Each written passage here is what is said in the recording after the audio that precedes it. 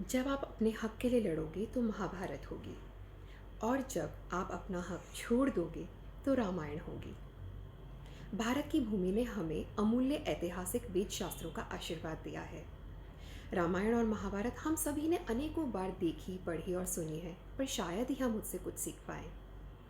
राजा दशरथ ने सत्ता के वश में न रहकर सही समय पर अपना राज्य पुत्र को सौंप दिया तो रामायण हुई। वहीं धृतराष्ट्र ने पुत्र मोह में राज सिंहासन का हक पांडवों से छीना, जिसके चलते महाभारत हुई। कैकई माता ने पुत्र प्रेम में संसार में कुमाता होना भी स्वीकार किया, क्योंकि पुत्र की इच्छा ही उनके लिए सर्वोपरि थी और वे जानती थीं कि राम के लिए मर्यादा, सदाचार और नैतिकता ही प्रमुख है, तो रामायण हुई। वहीं गांधारी ने मर्यादा के हरण पर भी आंखों से पट्टी हटाकर अनैतिक कृत्य को रोकने का प्रयास नहीं किया और महाभारत हुई। श्री राम ने पिता के वचन और माता का आदेश के सम्मान हेतु राजपाट ठुकराया, बलकल धारण किया और वनवास को तैयार हो गए बिना किसी प्रश्न के, तो रामायण हुई। और वहीं दुर्योधन के क्रोध व अहंकार ने उसके सभी भाइयों को युद्ध में उतार दिया। न उसने माँ बाप की चिंता करी, न ही अपने वंश की, और महाभारत हुई। लक्ष्मण जी ने स्व इच्छा से श्री राम के साथ वनवास जाने की हट की, ऐसी निष्ठा, तो रामायण हुई।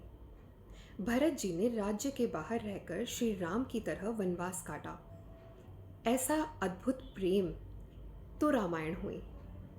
सीता जी ने भी एक राजकुमारी होते हुए भी हंसते हंसते श्री राम संग वनवास अपनाया, ऐसा समर्पण, तो रामायण हुई। उर्मिला ने पति के धर्म संकट में उनका संपूर्ण साथ दिया और लक्ष्मण जी के हिस्से की निद्रा भी खुद ले ली, ऐसा अद्वितीय त्याग, तो रामायण हुई। द्रौपदी ने बिना सोचे समझे जब दुर्योधन को अपमानित किया, तो महाभारत हुई।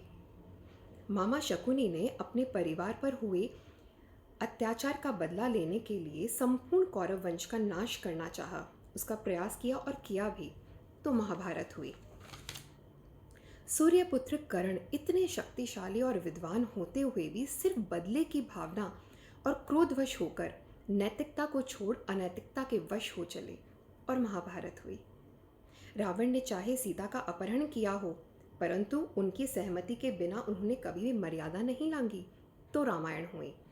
वहीं दुर्योधन ने अपने मद, अहंकार और क्रोध में द्रौपदी का चीरहरण किया, और महाभारत हुई। अंत में देखिए ना क्या हुआ, जब आपने अपनों के लिए अपना हक छोड़ा, सदाचार, नैतिकता और समर्पण भाव से चले, तो सब कुछ मिल गया। और जब आप अपने हक के लिए अनैतिकता, कूटनीति और क्रोधवश होकर अपनों से ही लड़ गए, तो सब कुछ होते हुए भी सब नष्ट हो गया। जब भाई एक दूसरे के प्रेम में धन, सत्ता, सुख त्याग कर खुद से ही लड़ गए, तो रामायण हुई।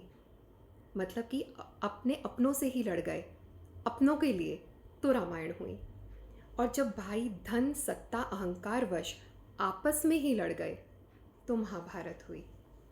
जय श्री कृष्ण।